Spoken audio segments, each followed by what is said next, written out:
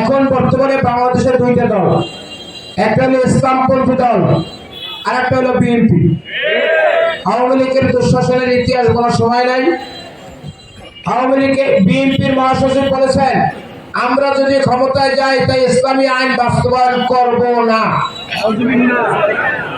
আর এদেশে মৌলবাদ দলগুলা ক্ষমতায় আসতে পারবে না।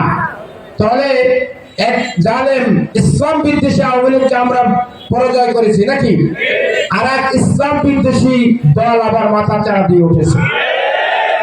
এখন আমরা আগে ছিলাম তিন দল, আওয়ামী লীগ এক দল, বিএনপি এক দল, আর ইসলামপন্থী এক দল নাকি। এখন আওয়ামী লীগ নাই। আমি আওয়ামী লীগের ভাই যারা জালেম এদেশের মানুষগুলো জুলুম করেছেন তাদের উদ্দেশ্য বলবো, যেভাবে শেখ হাসিনা পালিয়ে গেছে আপনারা পালিয়ে যায়, আপনাদের জায়গায় এদেশে হবে না। এখন দল হলো কয়টা? দুইটা। একটা হলো বিএনপি, তারা ইসলামের বিরুদ্ধে, কারণ তাদের মহাসচিব বলেছে যে আমরা ইসলামী আইন বাস্তবায়ন করবো না। আপনারা কি ইসলামী আইন বাস্তবায়ন চান না চান না? তাহলে আপনাদের লড়াই হবে কার সাথে? বিএনপির সাথে। বিএনপির মহাসচিব বলেছে এদেশে মৌলবাদ ক্ষমতায় আসতে পারবে না, অর্থাৎ ইসলামী দলগুলো ক্ষমতায় আসতে পারবে না। তাহলে ইসলামের বিরুদ্ধে যারা ষড়যন্ত্র করছে ঠিক কিনা, তাদের বিরুদ্ধে লড়াই হবে। এইবারে হলো ফাইনাল খেলা।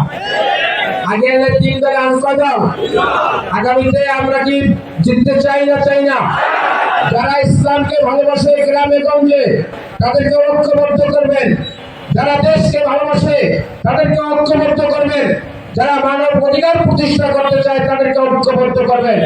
ঐক্যবদ্ধ করে এই ইসলাম বিদ্বেষী যারা আবার মাথা চাড়া দিয়ে উঠেছে, দেখা গেছে 5 তারিখের পরে আবার তারা এদেশের জুলুম নির্যাতন দখল বাণিজ্য চাঁদাবাজি আবার শুরু করেছে।